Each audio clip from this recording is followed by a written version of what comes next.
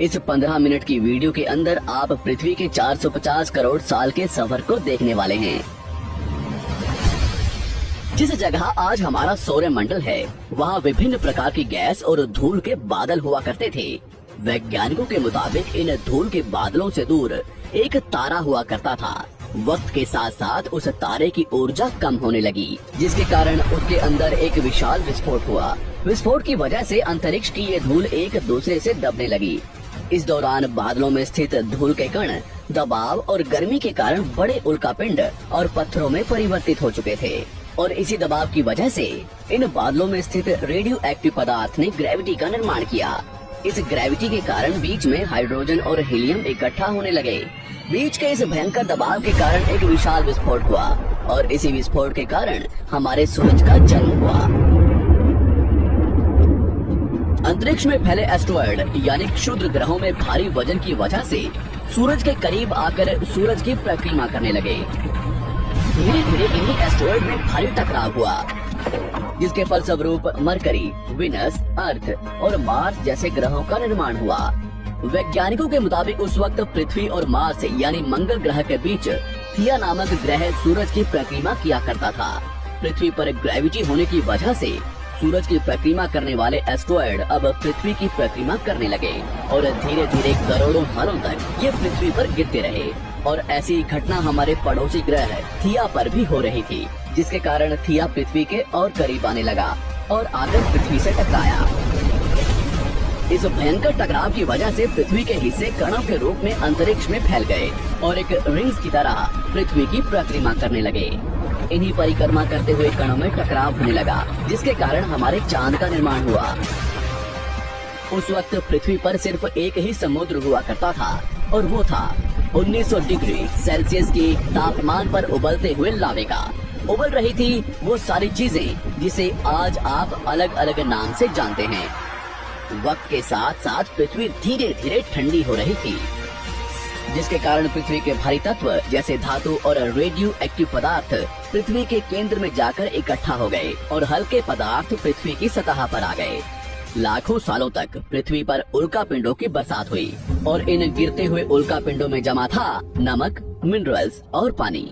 करोड़ों सालों तक इन उल्कापिंडों की बरसात होती रही, और धीरे धीरे पृथ्वी की ऊपरी सतह पानी से ढकने लगी।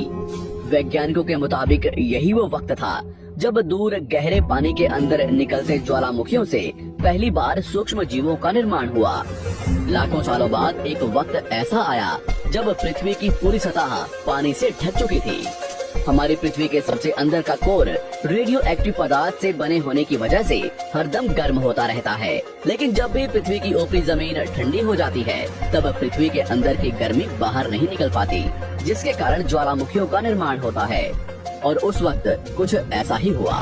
पानी से ढकी हुई पृथ्वी पर हजारों की तादाद में ज्वालामुखी निकलने लगे, और आने वाले लाखों सालों तक इन ज्वालामुखियों का निकलना जारी रहा, जिससे पानी के ऊपर जमीन का निर्माण हो रहा था। इस वक्त भी पृथ्वी पर वातावरण न होने की वजह से अंतरिक्ष से उल्कापिंडों की बरसात हो रही थी। आज से लगभग 300 करोड़ साल पहले पृथ्वी पर ऐसा वक्त आया जब पृथ्वी का वातावरण लगभग स्थिर होने लगा था। ज्वालामुखी निकलने धीरे हो गए थे, और पृथ्वी का एक दिन 12 घंटे का हुआ करता था।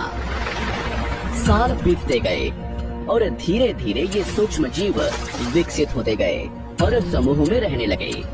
आज से लगभग 250 करोड़ साल पहले पहली बार पृथ्वी पर ऐसे जीवों का निर्माण हुआ जो जीने के लिए ये पानी के अंदर के मिनरल्स यानी खनिज पदार्थ और धूप का इस्तेमाल करते थे, और मल त्याग के रूप में ऑक्सीजन बाहर निकालते थे।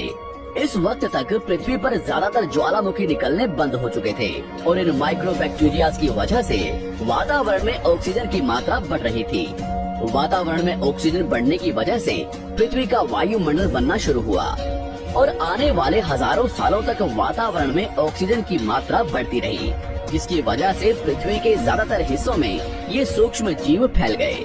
हजारों सालों बाद एक वक्त ऐसा आया जब पृथ्वी में ज्यादा ऑक्सीजन बढ़ने के कारण ये सूक्ष्म जीव मरने शुरू हो गए। उस वक्त तक पृथ्वी का वातावरण ठंडा होने के साथ साथ ऑक्सीजन से भी भर चुका था, जिसके कारण जमीन और वातावरण में स्थित आयरन यानी लोहे के मिनरल्स पानी में स्थित ऑक्सीजन से रिएक्ट होने लगे। और एक वक्त ऐसा आया जब पृथ्वी की जमीन आज के मार्स के जैसे लाल हो चुकी थी। वक्त बीतने के साथ साथ धरती की टेक्टोनिक प्लेट्स में दरार होने लगी, जिसके कारण पृथ्वी के अंदर का लावा जमीन की तरह कई लाखों सालों तक खुला उबलता रहा। और यही वो कारण था जिसके कारण पृथ्वी के वातावरण में कार्बन डाइऑक्साइड की मात्रा बहुत बढ़ गई और पृथ्वी पर एसिड की वर्षा शुरू हो गई। एसिड रेन की वजह से पृथ्वी का तापमान घटने लगा और तापमान इतना घटा कि पृथ्वी के ऊपर स्थित पानी बर्फ में परिवर्तित होने लगा। पृथ्वी पर पहली बार भयंकर आइस एज आया। इस वक्त पूरी पृथ्वी सफेद बर्फ से ढक चुकी थी। आमतौर पर जब धरती पर सूरज की किरणें गिरती हैं, तब जमीन उन किरणों को सोख लेती है, मगर क्योंकि पूरी पृथ्वी बर्फ से ढक चुकी थी और क्योंकि बर्फ सफेद और चमकीली होती है, जिसके कारण सूरज की किरणें धरती पर गिरने के बाद वापस चली जाती थी। इसी कारण से पृथ्वी कई लाखों सालों तक बर्फ से ढकी रही, मगर फिर से पृथ्वी के अंदर स्थित गर्मी ज्वालामुखी के रूप में निकलना शुरू हो गई और इन ज्वालामुखियों से निकलने वाली गर्मी ने बर्फ को पिघलाना शुरू कर दिया। इसी बीच पृथ्वी की गहराई में बचे कुछ सूक्ष्म जीव धीरे धीरे बदल रहे थे और अब वो ऑक्सीजन को अपने शरीर को बड़ा और जटिल बनाने के लिए इस्तेमाल करने लगे थे। इस बीच पानी में अलग से भी छोटे समुद्री पौधे निकलने शुरू हो चुके थे। बाहर जैसे जैसे ज्वालामुखी निकल रहे थे, वैसे वैसे वातावरण कार्बन डाइऑक्साइड की वजह से गर्म हो रहा था। वक्त के साथ साथ बर्फ तो पिघलने लगी, मगर धरती पर फिर से एसिड की वर्षा शुरू हो गई, जिसके कारण फिर पृथ्वी ठंडी होने लगी और फिर पृथ्वी की ज्यादातर सतह बर्फ से ढक गई। ऐसा बार बार कई हजारों सालों तक होता रहा और इसी कारण से अब समुद्री जीव धीरे धीरे वातावरण के हिसाब से विकसित हो रहे थे। इस बीच कई सारे जीव और समुद्री जंगल विलुप्त हो गए, मगर जो बच गए वो धीरे धीरे पृथ्वी के बदलते तापमान के हिसाब से ढलते गए और अब हजारों सालों बाद समुद्री पेड़ बर्फ की वजह से पूरी तरह से मरते या सूखते नहीं थे। अब सूक्ष्म जीव समुद्री जीव बन चुके थे। जब फिर से ज्वालामुखियों ने पृथ्वी की बर्फ को पिघलाना शुरू किया, तब ये समुद्री पेड़ जल्दी विकसित होकर फैल गए। धीरे धीरे वातावरण में ऑक्सीजन की मात्रा बढ़ने लगी और पृथ्वी पर होने वाली एसिड की वर्षा कम होने लगी। वातावरण में ऑक्सीजन आने की वजह से पृथ्वी की ओजोन लेयर्स मोटी होने लगी और आज से लगभग 47 करोड़ साल पहले पृथ्वी की ऊपरी सतह पर पहली बार मोसोस नामक प्लांट उगना शुरू हुआ।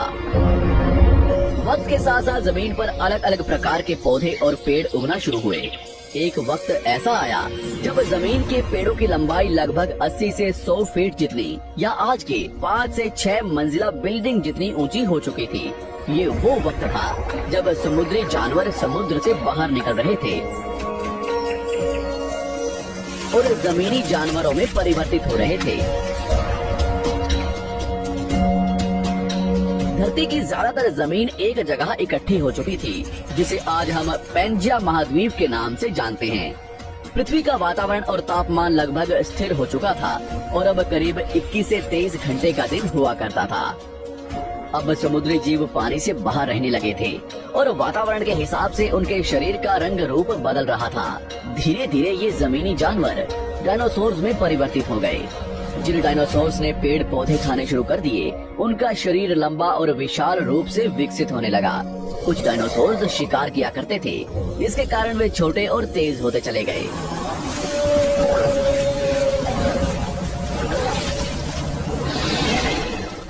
पृथ्वी की ऊपरी जमीन एक जगह इकट्ठी होने के कारण ज्यादातर जमीन रेगिस्तान और बंजर हो चुकी थी। ज्यादातर जंगल समुद्र के करीब हुआ करते थे, जिसमें डायनासोर्स रहा करते थे। आज से लगभग 20 करोड़ साल पहले पैंजिया महाद्वीप टूटना शुरू हो गया। पैंजिया के विभाजित होने की वजह से पृथ्वी की ज्यादातर ऊपरी जमीन पानी के संपर्क में आने लगी, जिसके फलस्वरूप पृथ्वी पर हरियाली बढ़ती गई, जिस वजह से डायनासोर्स और ज्यादा विभिन्न और विशाल होते चले गए। डायनासोर्स ने आने वाले लगभग 20 से 30 करोड़ सालों तक पृथ्वी पर राज किया।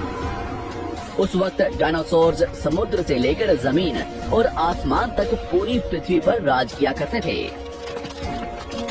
इस दौरान अफ्रीका से टूटा भारत सीधे आकर आज के तिब्बत से टकराया और इस टकराव की वजह से हिमालय का निर्माण हुआ। आज से लगभग 6.5 करोड़ साल पहले पृथ्वी की तरफ आज के माउंट एवरेस्ट से भी बड़ा लगभग 4.5 लाख करोड़ किलो जितना वजनिया उल्का पिंड लगभग 80,000 किलोमीटर प्रति घंटे की स्पीड से पृथ्वी की तरफ आ रहा था। पृथ्वी की सतह को छूते ही उसमें भयंकर आग लगी और वो जलते हुए सीधा पृथ्वी से टकराया। इस टकराव से निकलने वाली ऊर्जा आज के 10 करोड़ परमाणु बम एक साथ फटने के बराबर थी। जहां ये उल्का पिंड गिरा, वहां के जानवर और पेड़ तुरंत भाप बनकर जल गए।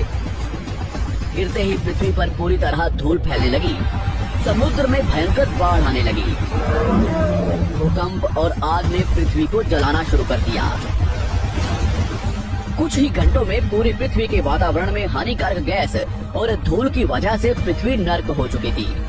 डायनासोर्स, घुटन, आग और भूखमरी से पूरी तरह विलुप्त हो गए। इस वक्त हमारे पूर्वज जमीन के अंदर रहा करते थे, जिसके कारण वो इस विशाल प्रलय से बच गए। पृथ्वी का वातावरण पूरी तरह से काला और अंधेरा हो चुका था, जिससे धूप भी जमीन तक नहीं पहुंच पा रही थी। पृथ्वी के पेड़ और ज्यादातर जानवर विलुप्त हो गए। वातावरण में धूल और हानिकारक गैस के कारण पृथ्वी पर फिर से एसिड की वर्षा शुरू हो गई और फिर पृथ्वी ठंडी होकर बर्फ से ढक गई। लेकिन इस बार पृथ्वी की बर्फ लाखों सालों तक नहीं जमी रही और 80 से 90 हजार साल बाद ये बर्फ पिघलनी शुरू हो गई। जैसे ही धरती पर वातावरण फिर से पहले जैसा होने लगा, वैसे ही ये छोटे जीव जमीन से बाहर आना शुरू हो गए। उस वक्त पृथ्वी की बर्फ पिघलनी शुरू ही हुई थी, जिसके कारण अफ्रीका में घने ठंडे जंगल हुआ करते थे और इसी बीच ये जमीनी जीव बंदरों में परिवर्तित हुए। मगर जैसे जैसे पृथ्वी गर्म होने लगी, वैसे वैसे अफ्रीका के ये जंगल सूखने लगे। जंगल की चीजें खाने वाले बंदरों को खाने की कमी होने लगी। खाने की तलाश में इन बंदरों ने अपने पैरों पर चलना शुरू कर दिया, जिससे उन्हें दूसरे जानवरों के शिकार करने में मदद मिलती थी। धीरे धीरे बंदर एप्स यानी वानर में परिवर्तित हुए। खाने की तलाश में ये एप्स पृथ्वी के दूसरे हिस्सों में फैलने लगे और धीरे धीरे उनके शरीर का रंग रूप वहाँ के मौसम के हिसाब से बदलता गया। वक्त के साथ साथ हम आदिवासी बने। हमने हथियारों से लेकर आग का आविष्कार किया। हम धीरे धीरे इंसान के रूप में विकसित हुए। हमने धर्म से लेकर परिवार, भाषा और संस्कृति का निर्माण किया और वक्त के साथ साथ हम विकसित होते चले गए और आज हम इस पृथ्वी की सबसे विकसित प्रजाति बन चुके हैं। पृथ्वी को आज के जैसे बनने में लगभग 450 करोड़ साल का वक्त लगा है और हमें एक छोटी जमीन में रहने वाले जानवर से इंसान बनने में कई लाखों सालों का। मगर हमने इन 100 सालों में जितना पृथ्वी को गंदा और तबाह किया है, उतना आज तक किसी भी प्रजाति ने नहीं किया होगा। हम फिर से धरती को गर्म